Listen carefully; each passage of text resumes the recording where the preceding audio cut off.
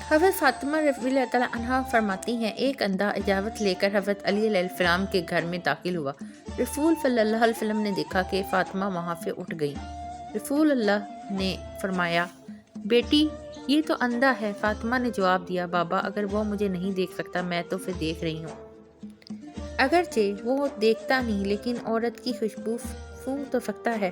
رسول صلی اللہ علیہ وسلم نے اپنی نیک دختر کی یہ بات سن کر فرمایا، کیوں نہ ہو تم میرا ہی ٹکڑا ہو۔ حضرت بی بی فاطمہ سلام اللہ فرمایا کرتی تھیں، بعد میں آنے والی نسل صدر اسلام کے دور میں مسلمانوں کی ڈالی ہوئی بنیادوں کے نقصانات کو بھگتیں گی۔ حضرت بی بی فاطمہ فرمایا کرتی تھی، جب تم دنیا سے محبت کرنے لگو اور اس پر راضی اور مطمئن ہو چکے ہو تو اس وقت فتنوں پر آشوب حالات کے ظہور کے لیے آمادہ اور تیار رہنا۔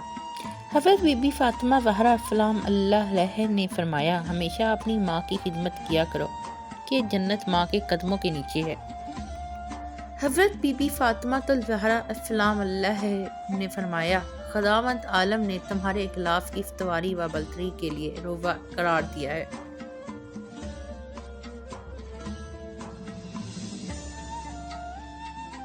حضرت بی بی فاطمہ الزہرا فرمایا کرتی تھی، خداوند عالم نے نماز کو تمہارے لیے تکبر سے دوری قرار دی۔